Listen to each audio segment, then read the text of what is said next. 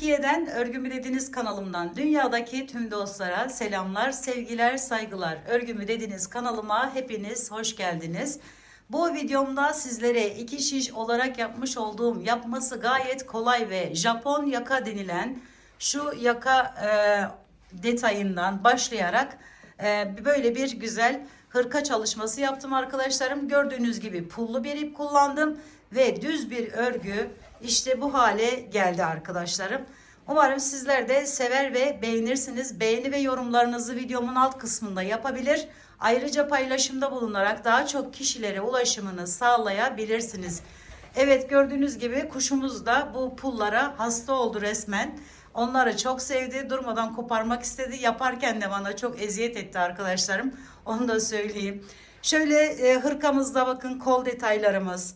Şu alt bel kısmı ve yaka kısmı zaten farklı bir yapıma sahip ama böyle çok kolay da bir yapımı var arkadaşlarım. Yeni başlayan arkadaşlarımın da rahatlıkla yapabileceği bir güzellik yapmış olduk. Şimdi bunu nasıl yapıldığına gelin hep birlikte geçelim arkadaşlar. Hırkamı yaparken kullanmış olduğum ipim şu şekilde arkadaşlarım. Himalaya Pınar Pullu isimli ip. Şişlerim ise 4 milim olacak. Şöyle hemen başlıyorum. Şu şekilde tutup şöyle alıp ilmek atıyorum arkadaşlarım. Toplam 8 tane ilmek atıyorum. 1 2 3 4 5 6 7 8. Sonra diğer ipimi aldım. Şu şekilde kenar ilmeğine giriş yapıyorum ve şu şekilde örüyorum. Yanındaki ilmeği şöyle alarak arkadan ipimi arkada bir şekilde örüyorum. Diğerini ipimi öne alıyorum ve tersten örüyorum. Bunu arkadan örüyorum. Şu şekilde ipimi öne aldım. Bunu tersten bu şekilde ters örüyorum. Tekrar düz ördüm. Tekrar ters örüyorum ve kenar ilmeğini takıyorum. Şöyle küçük bir lastiğimiz olacak. Şimdi tekrar devam ediyorum. Kenar ilmeğini bu şekilde ördükten sonra yanına gelen ilmeğim düz ilmeğim arkadaşlar. Şöyle onu düzden ördüm. Sonra hemen yanına giriş yapıyorum ve tersten öndeki yerden alarak yapıyorum. Diğerini düz ördüm. Burayı bilmeyen arkadaşlarım için bu şekilde gösteriyorum. Bilen arkadaşlarım geçebilir. Şöyle alıp tersten ördük. Sonra ipimizi çektik. Son ilmeğimizi taktık. Devam ediyorum. Şimdi bunu herhangi bir işlem yapmayacağım. Bu duracak. Nereden başladığımızı tam olarak görünsün diye. Kenar ilmeğini bu şekilde ördüm. Bakın arka düz tarafa geldim. Düzden örüyorum burayı. Sonra yanındaki ilmeği tersten örüyorum. Lastik örüyoruz arkadaşlarım burada. Şöyle aldık, örüyoruz. Şimdi bunu ense yerine, kol omuz yerine gelene kadar enseyi kaplayacak şekilde omuzlara doğru olacak yer olan yere kadar devam ettireceğiz arkadaşlarım. Bu lastik örme işlemini daha sonra diğer işlemlerine geçeceğiz.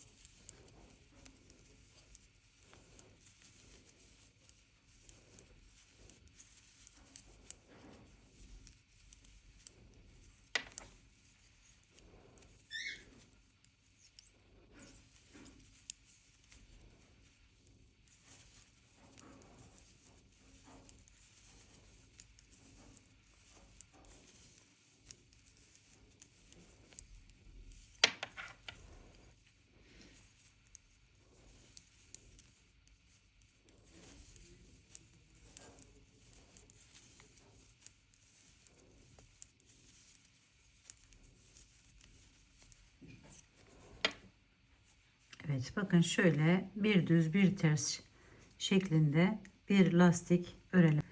Evet arkadaşlarım, bakın şöyle ense kısmını olacak şekilde ördükten sonra şimdi buradan yine başlıyorum. Kenar ilmeğini ördüm. Yanına gelen düz ilmeğim, ters, düz,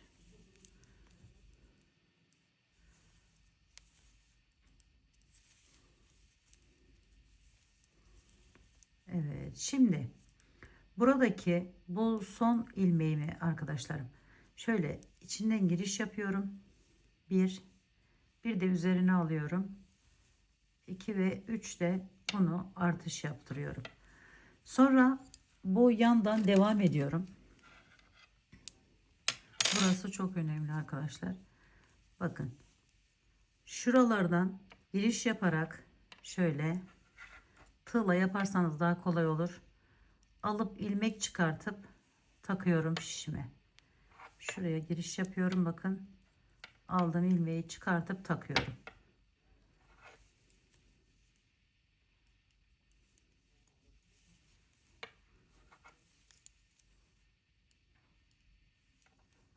Hepsinden şu gördüğünüz boşluklardan giriş yapıyoruz.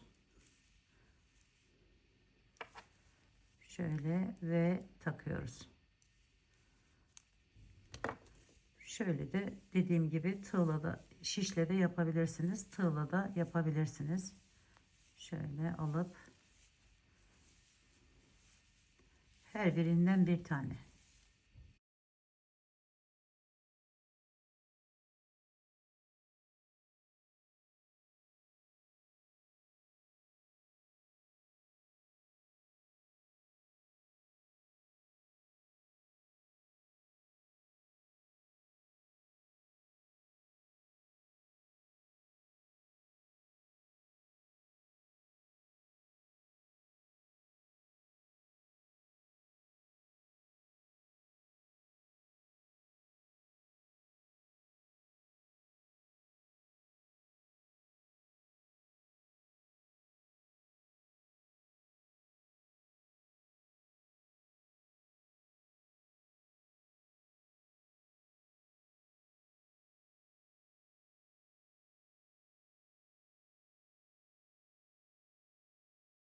Evet, şimdi buradaki yerden de yine girişimizi yapıyoruz.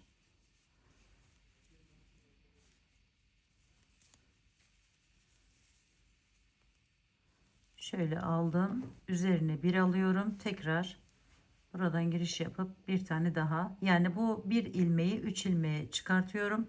Sonra burada kalan yerine 7 tane ilmek takıyorum. 1, 2, 3, 8 tane ilmekle başlamıştık. 4, 5, 6 ve son olarak 7. Evet. Şimdi şöyle bir görüntü elde ettik. Bakın şuraları, buraları yaka dönüş yerimiz olacak. Şimdi arkadaşlarım burada kenardaki ilmekleri yine aynı şekilde bir düz bir ters örüyorum. Şöyle düzle başlayalım. Arka kısmı oluyor burası, iç kısmı. Sonra ters ördüm. Düz ördüm. Ters ördüm. 2, 4, 5, 6 ve 7. Şimdi arkadaşlarım burada arttırmış olduğumuz, bakın bir ilmekten 3 ilmek çıkartmıştık. Şimdi bunu ilkini yine içerisinden girişimizi yapıyoruz bu şekilde. Sonra üzerine bir aldık. Yine aynı yerden bir tane daha. Şimdi kolun tam ayrım yeri burası olacak arkadaşlar. Bu ortadaki ilmeği şöyle düzden tersten örüyorum. Arka kısmı yani iç kısmı olduğu için bunu yine şöyle aldım. Bir daha üzerine aldım. İçinden 2 tane 3 ilmek çıkarttım. Bir ilmekten 3 ilmek çıkartmış olduk. Arada birini normal tersten ördük. Sonra ters örerek diğer tarafa kadar devam ediyoruz.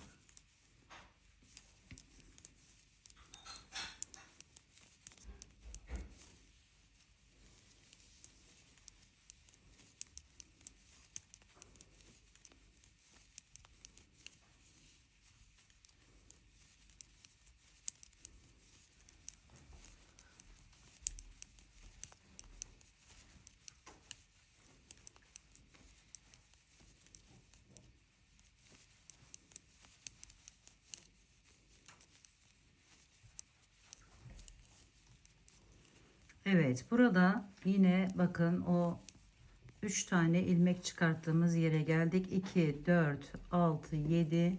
Bir tanesini daha örelim. Şöyle. Bakın 3 tane burada ilmeğimiz var. Yine ilkinin içerisinden giriş yapıyoruz. Şu şekilde. Sonra artışımızı yapıyoruz. Üzerine aldık.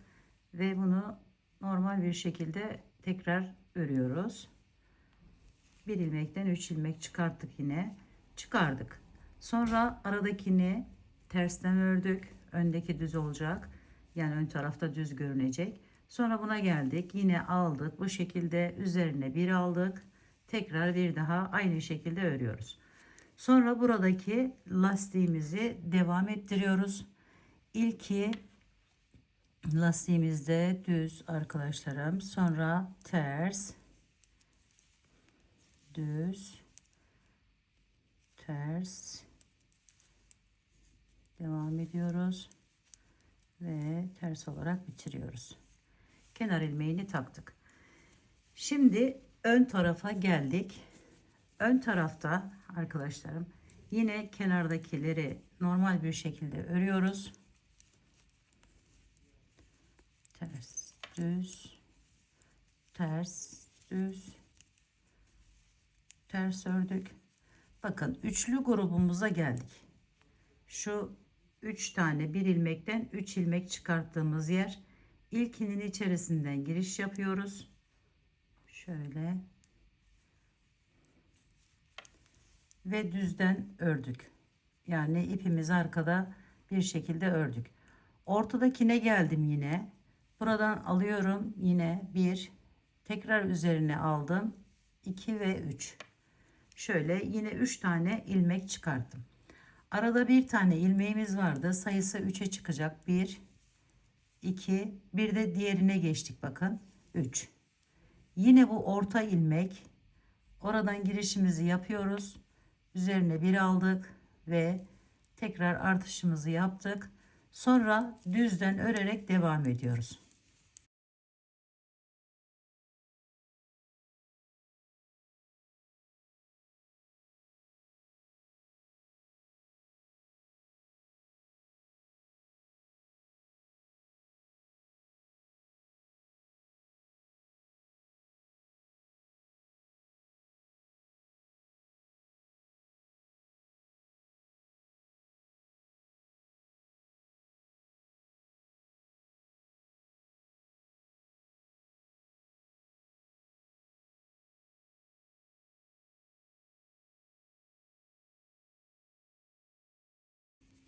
Diğer artış yaptığımız yer arkadaşlarım. Burası birinci ilmeğimiz. Şöyle düzden ördüm. Ortadaki ikinci ilmeğime, pardon, bunu düzden öreceğiz. Burası artış yaptığımız yer. İlkini düzden yine örüyorum az önce söylediğim gibi. Ortadakinden giriş yaptım. Bakın aldım. Üzerine bir aldım. Tekrar bir daha aldım ve bir ilmekten 3 ilmek çıkarttım. Arada 3 tane düz örüyoruz. 1, 2, diğer artış yaptığımız ilmeğimiz 3. Sonra ortadaki ilmeğimizi yine artışımızı yapıyoruz. Üzerine aldık ve şu şekilde 3 tane çıkarttık. Sonra bunu düzden ördük. Buraya da lastik olarak devam ediyoruz.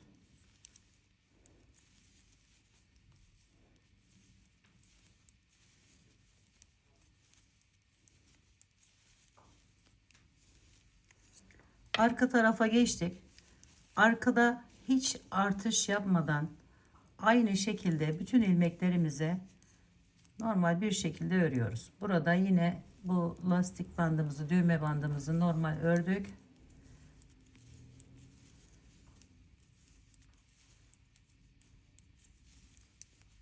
Şimdi bakın şeye geldik.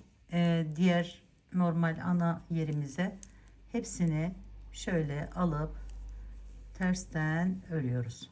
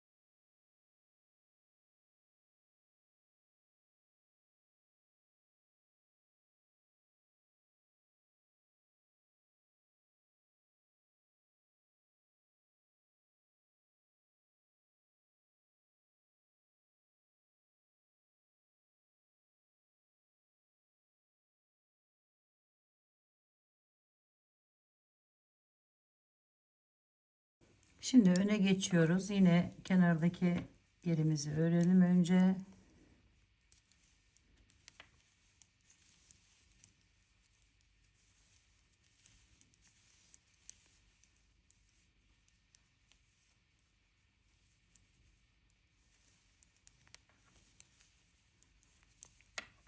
İki, dört, altı, yedi. Son olarak 8'i de şöyle alalım.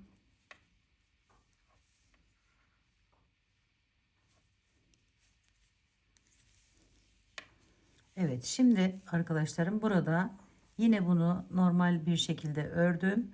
Bakın şu artış yaptığım yerin ortadaki yeri. Oradan girişimi yapıyorum. Üzerine bir aldım. Tekrar bir tane arttırıyorum. Aradakileri normal bir şekilde örüyorum. 2, 3, 4, 5. 5 oldu sayısı. Şimdi buradan giriş yapıyorum. Yine tam ortadaki yerden şöyle aldım. Üzerine bir aldım ve artışımı yaptım. Devam ediyorum. Düz bir şekilde örerek. Şimdi düz örgü, yani ipimiz arkada bir şekilde ön tarafımız oluyor burası. Hırkamızın dış kısmı. Sadece orada artış yapıyoruz arkadaşlarım. Geri dönüş normal az önce yaptığımız gibi hepsini tersten örüp lastik kısmı hariç hepsini tersten örerek geliyoruz.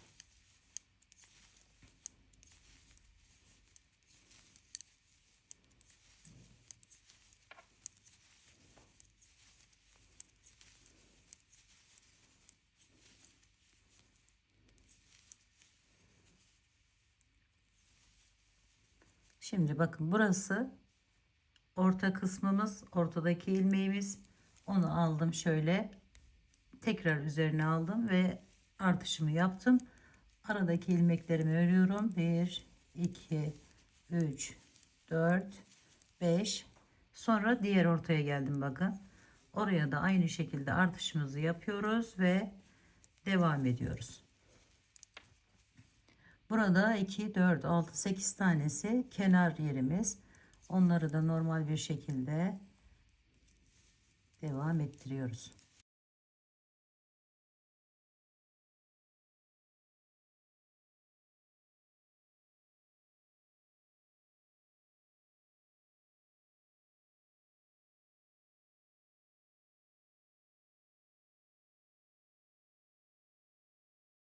Şimdi geri dönüyoruz arkadaşlarım. Burada lastiğimizi örerek devam ediyoruz. 8 tane ilmeği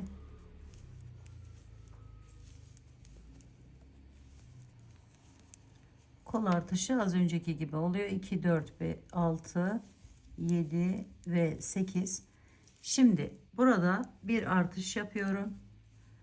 Tersinden ama artış yapıyorum. Sonra diğer ilmeklerimi normal tersten örerek devam ediyorum.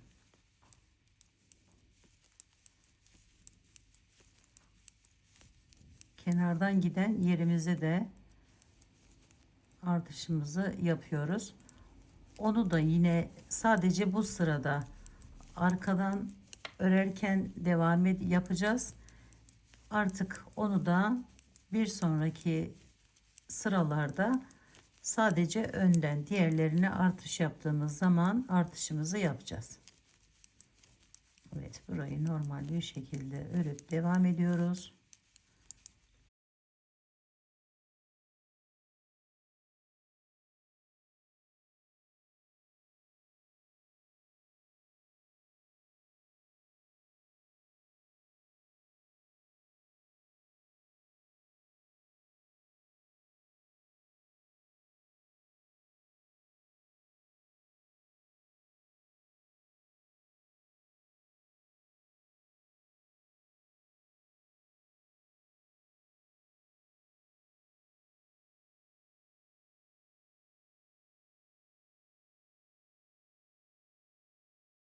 İki, dört, altı, sekiz. Evet, burada bir artış yapalım ve tekrar lastiğimizi örerek devam edelim.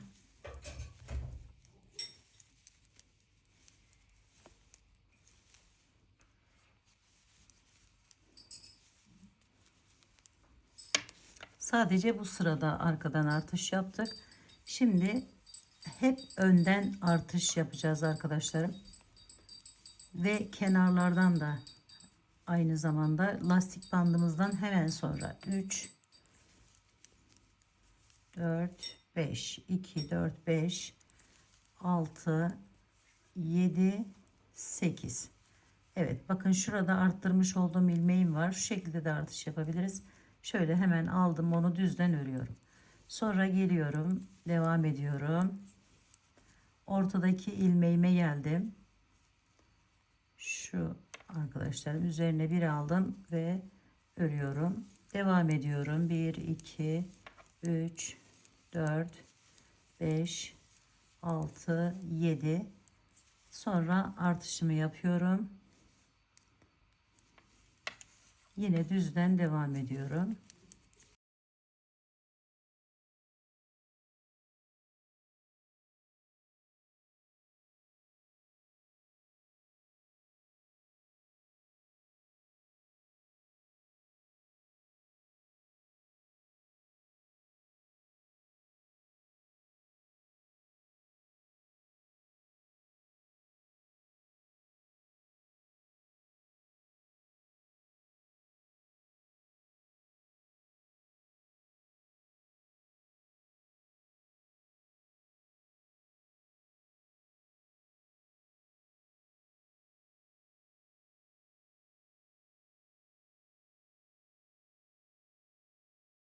Evet, bakın yine ortaya geldim. Ortadaki ilmeğimden hemen şöyle, burası arkadaşlar şu, bir aldım, tekrar üzerine aldım ve 3 tane ilmek yaptım.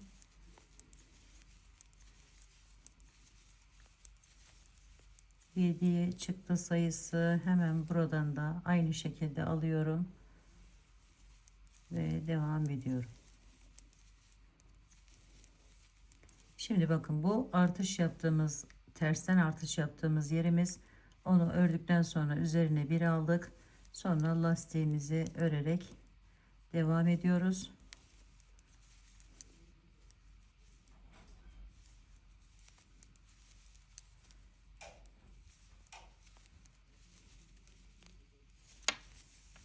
Şöyle bir görüntü elde ediyoruz. Şöyle siyah olduğu için biraz zor belli oluyor ama bakın, artış yerlerimiz burası. Bunu koltuk altına kadar buradan ölçüyoruz arkadaşlarım. Koltuk altına gelecek olan yere kadar bu şekilde devam ediyoruz. Artışlarımızı sadece önden yapıyoruz artık. Arkadan hiçbir artış yapmıyoruz. Öne geldiğimizde bu kol yerimizden şöyle göstereyim, bakın. Burası kol yerimiz. Burası ön olacak. Şöyle önden hem lastik bandının yanından artışımızı yapacağız, hem de koldan bir tane gelecek ve büyüyecek. Böyle devam edelim arkadaşlarım ve dediğim gibi koltuk altına kadar bu şekilde örelim. Evet arkadaşlarım, şimdi bakın, şu boyundan koltuk altına gelen yer kadar olduktan sonra arttırmayı artık bırakıyoruz ve şu kolları bakın ayırdım. Şöyle, burası bir kolumuz, burası da diğer tarafımız. Ve şimdi hem önden hem de bu kol altından yaptığımız artışları bırakıyoruz ve şu şekilde, bakın şöyle göstereyim size. Burayı ipe taktım. Şöyle devam ediyoruz buradan ve gidiş geliş yaparak dilediğimiz uzunluğa gelene kadar böyle düz bir şekilde devam ediyoruz. Daha sonra kolları da aynı şekilde, bakın şöyle ip geçirdim içerisinden. Bu ilmekleri takıyoruz ve kolları da dilediğimiz uzunluğa gelene kadar normal bir şekilde örüyoruz. En altına şöyle küçük bir şey yapacağız, lastik yapacağız. Şimdi bunu dilediğimiz boyuta getirelim. Bakın şöyle duracak. Buradan direkt, bu yaka kısmından direkt aşağıya inecek, V gibi görünecek. İlk başta gördünüz zaten. Şöyle. Evet, şimdi bu şekilde devam edelim. Evet arkadaşlarım, şimdi bakın, kolun altından şöyle devam ederek bu uzunluğa ulaştım. Bu benim için yeterli. Crop tarzı bir hırka olacak zaten. Şöyle göstereyim önünü de sizlere. Şöyle. Şimdi koluna devam ettim daha sonra. Biliyorsunuz şimdi bu tarafta göstereceğim bilmeyen arkadaşlarım için. Şöyle ilmeklerimi taktım ve yeteri kol boyu uzunluğu olduktan sonra ucuna şu işlemi uyguladım. Onu da sizlere göstereceğim kolun bitiminden sonra. Şimdi şu yeri size bilmeyen arkadaşlarım için arkadaşlar göstermek istiyorum. Şöyle bakın, buraya ip takmıştık kol ayırırken, şöyle ip takmıştım. Şimdi bu ipin hemen şurada da 3 tane ilmek yapmıştık sonradan. Arttırdığımız için şöyle buradan giriş yapıyorum bakın. Ve ipimi alıyorum.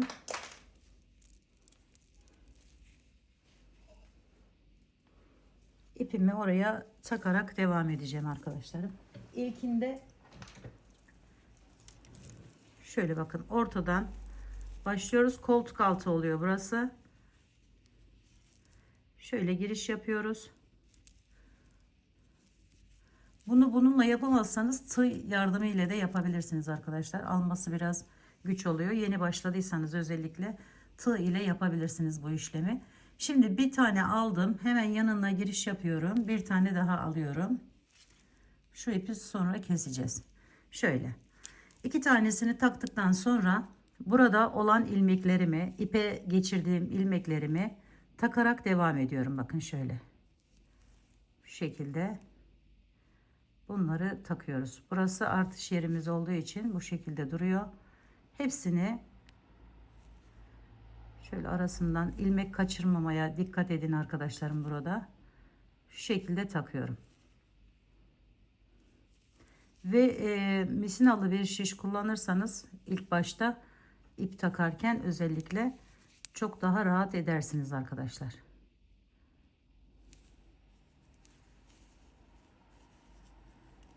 Şöyle bakın. Alıp hepsini buradan geçiriyorum şişime.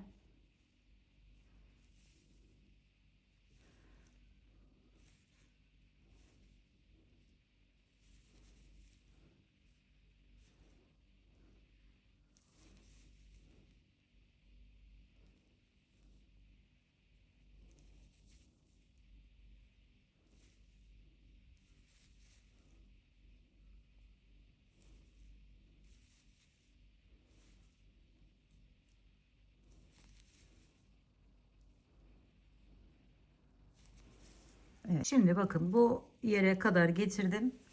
Bu yerimde bu şekilde duruyor. Buradan arkadaşlarım yine şöyle yaparak 2 tane daha takalım. Şu şekilde yapabiliriz. İpimiz diğer tarafta çünkü. Şimdi şuradan da şu şekilde alalım.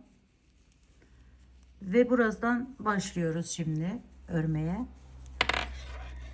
Misinalı ipler, şişler bakın bu işe yarıyor. Şöyle hemen yuvarlak bir şeyi de örebilirsiniz.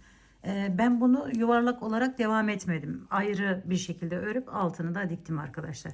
Şimdi buradan başlıyorum. Şöyle düz bir şekilde bütün ilmeklerimi örüyorum. Arkadan da ters bir şekilde örerek geliyoruz. Yani bunu bitirdikten sonra, düz kısmını bitirdikten sonra aynı buradan geri dönüyoruz. Şuradan geri dönüp diğer ilmekleri, yani iç kısmına gelecek yerleri tersten örerek tekrar bu şu anda yaptığımız yere geri geliyoruz arkadaşlar. Şimdi düz bir şekilde örelim. Bir sıra falan ördükten sonra şu ipi, takmış olduğumuz ipi çıkartabiliriz artık. Şöyle düz örüyoruz.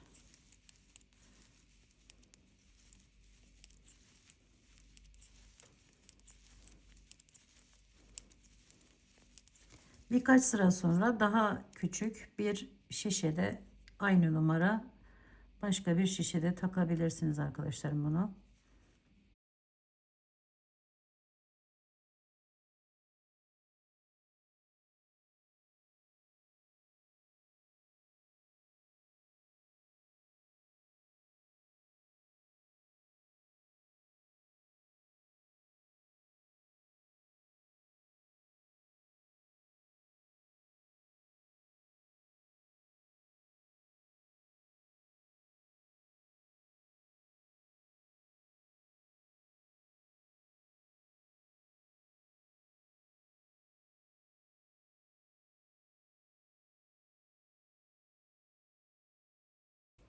Burayı bilen arkadaşlarım geçebilir.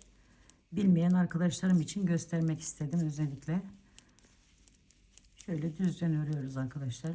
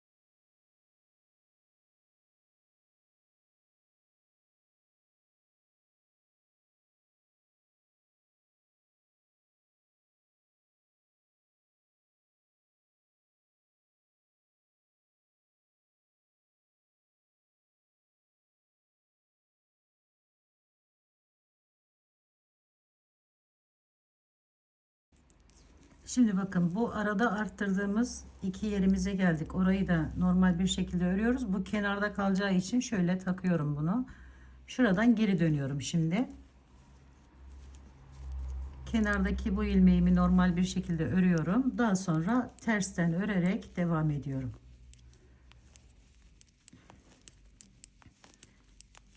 Ters ipimiz önde bir şekilde örüp geri geliyoruz arkadaşlar.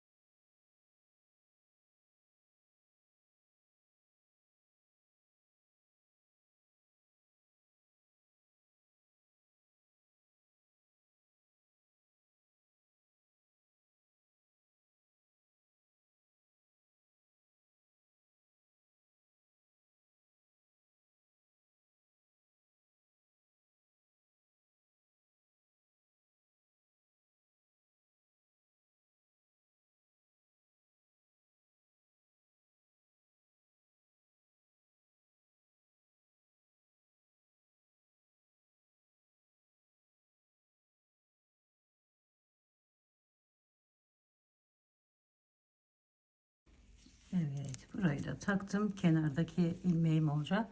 Bakın şöyle. Şimdi bu şekilde devam edip diğerinin boyuna gelene kadar, dilediğiniz uzunluğa gelene kadar devam ediyoruz. Daha sonra ucundaki işlemi sizlere göstereceğim. Şimdi bu ipi de artık kesebiliriz. Buna ihtiyacımız kalmadı. Taktık çünkü ilmeklerimizi. Şöyle arasından çekelim.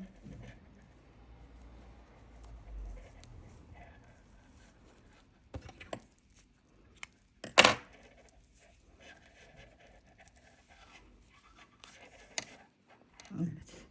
Bunu da çıkarttık. Ve bu şekilde dediğim gibi şunun kadar olana kadar devam ediyoruz. Düz bir şekilde. Şöyle önde düz, arkada ipimizi önde bir şekilde örüp devam ediyoruz. Şimdi mesela düz olan yeri öreceğiz.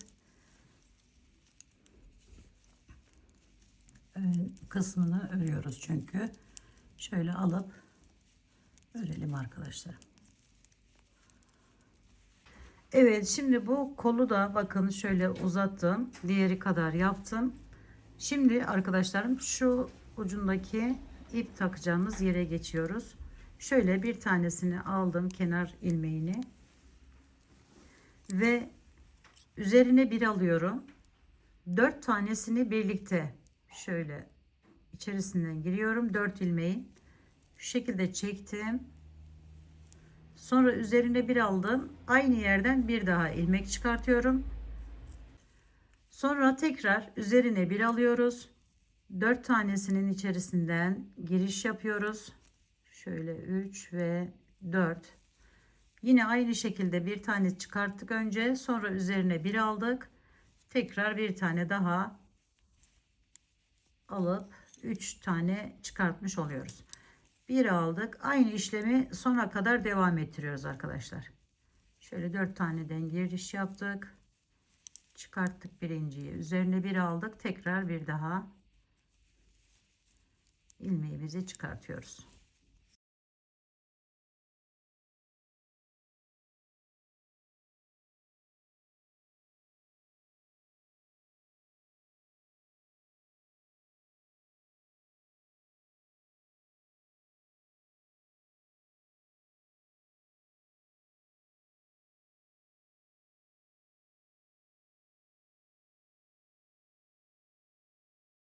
Evet, şimdi bakın şöyle tamamladıktan sonra geri dönüyorum. Yine ipim önde, hepsini tersten örerek devam edeceğim arkadaşlarım. Önce kenar ilmeğimizi örelim.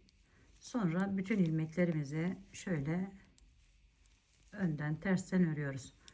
Ve bunu birkaç sıra şeklinde gidiş geliş yapıyoruz.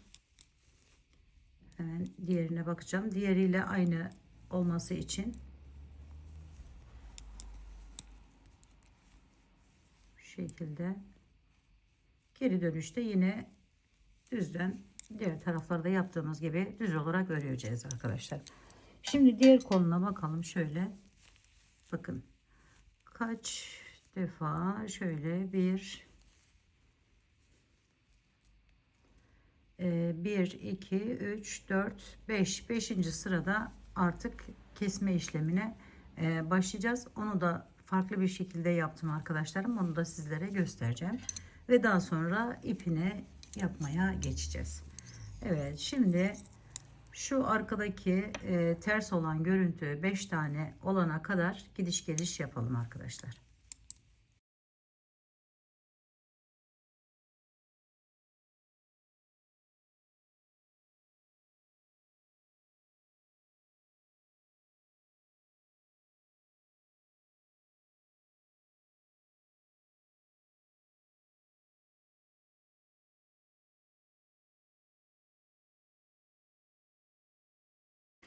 Evet arkadaşlarım, bakın buradaki uzunluğu da tamamladım. Şimdi bunu dilediğiniz kadar uzatabilirsiniz bu arada.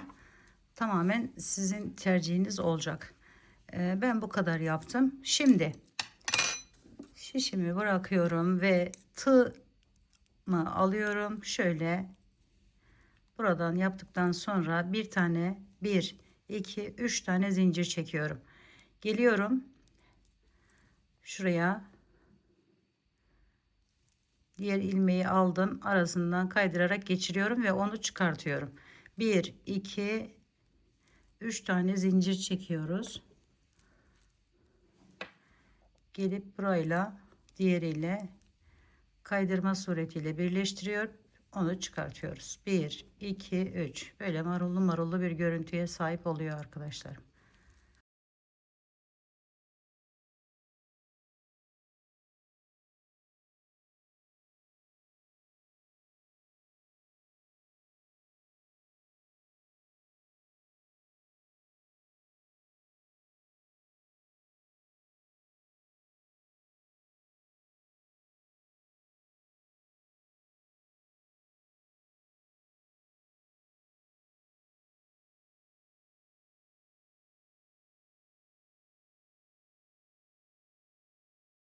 Evet, şimdi son ilmeğe geldi sıra. Onu da alıyorum şöyle ve şu şekilde bağlıyorum. Şimdi kesme işlemini de tamamlamış olduk arkadaşlarım. Şöyle biraz çıkartalım. Burası düz tarafıydı. Şimdi içini çevireceğiz. Şöyle içinden dikme işlemini göstereceğim. İğne yardımıyla da dikebilirsiniz ama pullu bir ip olduğu için biraz zorlanıyoruz. O yüzden tığ yardımı ile birbirine ekleyebiliriz bu iki parçayı. Evet, şöyle aldım. Yani iki parça değil de tek parça arkadaşlarım. Yanlış bir kullanım oldu. Buraya tığ ile birleştirelim. Şimdi bu son ilmeğimi şöyle alayım buradan. Evet, şimdi bunun aynı yeri, bakın şu ucu, bunun da burası zaten. İkisini birleştirdim. Kaydırma yöntemiyle bir tane birleştiriyorum. Sonra iki tane zincir çekiyorum. Hemen bir sonraki yere geçiyorum arkadaşlar. İki zincir çekelim ki böyle daha rahat olsun. Çok böyle kasmasın. Bakın. Şuradan giriş yaptım. Aynı şekilde buradan da giriş yapıyorum ve kaydırarak birleştiriyorum. 2 zincir çekiyorum. Şöyle ilerleyelim. En son koltuk altında bitiyor zaten. Şu şekilde ekleme işlemini yapalım.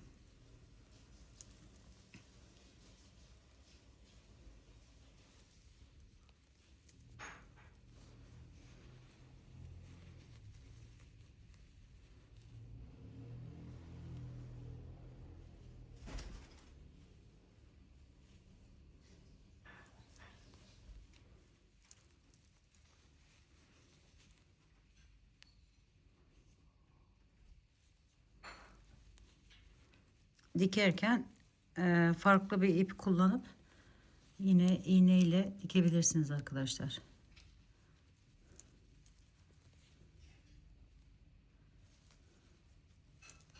Evet, bu şekilde devam edelim.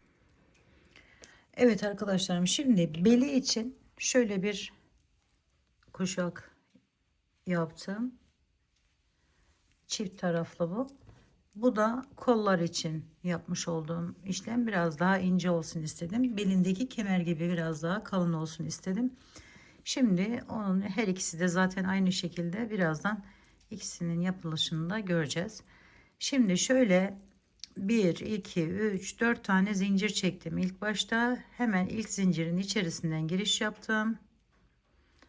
Ve şöyle şunu da alalım. Şu şekilde çekiyorum. İkili trabzan yapıyorum. 1 2 3 zincir üzerine bir aldım. Bakın şu halkanın içerisinden yapmış olduğum ilk yerden giriş yaparak ikili trabzan yapıyorum. 1 2 3 zincir, bir ikili trabzan halkanın içerisinden. Şöyle daha iyi gözüküyor galiba. 1 2 3 zincir, halkanın içerisinden giriş yapıyoruz. Bunun uzunluğunu dilediğiniz kadar yapabilirsiniz. Yani kime yapıyorsanız o boyutta yapmanız gerekiyor. Bunu da aynı şekilde böyle kola olacak ve bağlanacak şekilde ki uzunlukta yetiyor arkadaşlarım.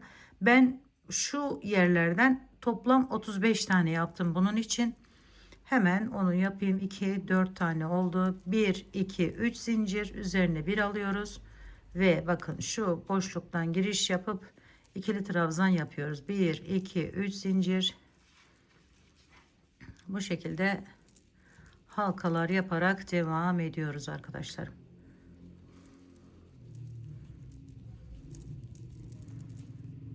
Evet, şimdi ben bunu 35 tane yapayım. Diğeriyle eşit olsun. Dediğim gibi 40'da yapabilirsiniz, 30'da yapabilirsiniz. Bu yaptığınız hırkanın kime yapıyorsanız onun bilek ölçüsüne göre değişecektir bu sayılar arkadaşlarım.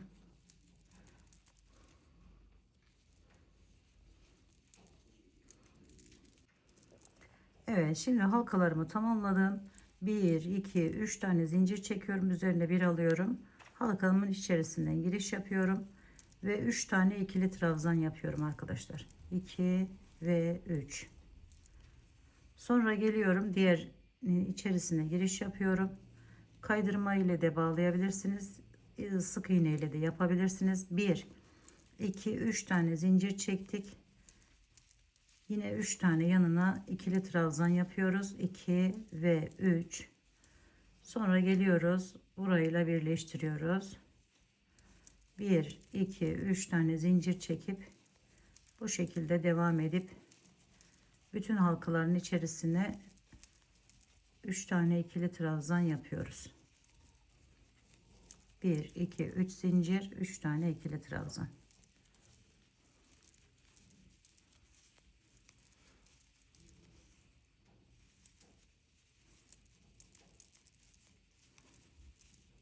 Şimdi bu kolu için yapmamız gereken yeri, bel için yaptığım şu ise, bunu tamamlıyoruz. Buraya geldik. Sonra geri dönüyoruz. Şöyle şuradan göstereyim. Yaparak geldiğimizi düşünün. Yine aynı, bakın halkaların içerisinden hemen karşılığından 1 2 3 tane zincir çekiyoruz. Yine 3 tane ikili trabzan yapıyoruz.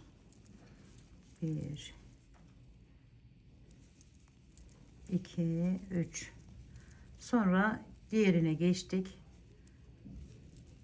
Şöyle kaydırarak bağladık. 1 2 3 zincir. Yine 3 tane yapıyoruz. 1 2 3. Geliyoruz bu tarafa. Yani bir diğer yana ve bu şekilde bakın şu görüntüyü elde ediyoruz arkadaşlarım. Şöyle oluyor.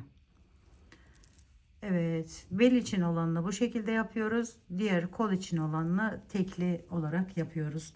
Ve burayı da tamamladıktan sonra artık hafif bir buhar ütüsü yapacağım ve daha sonra bunu da takıp kapanışa geçeceğiz arkadaşlar. Evet, şöyle 2 oldu. 3 taneye tamamlayalım ve devam edelim.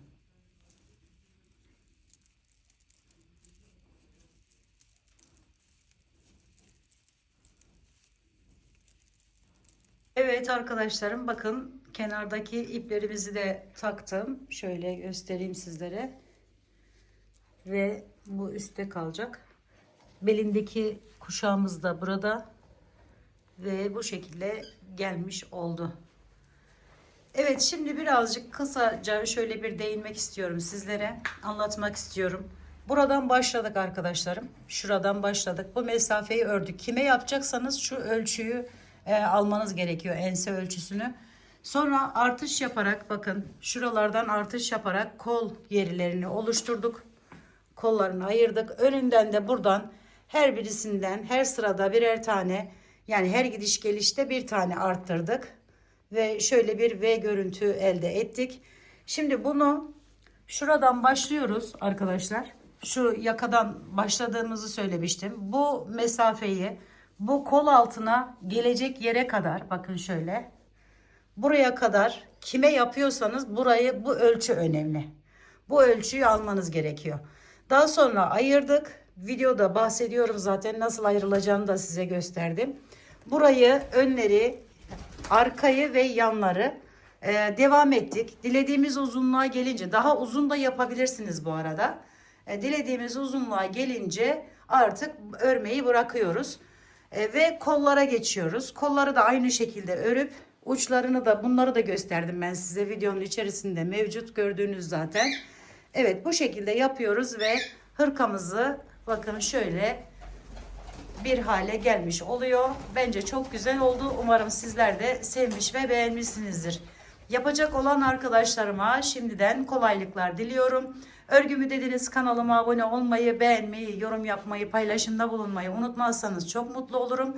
Bir dahaki en farklı, en değişik örgü model, teknik ve tasarımlarında görüşmek üzere. Hoşça kalın, sağlıkla kalın. Allah'a emanet olun arkadaşlar.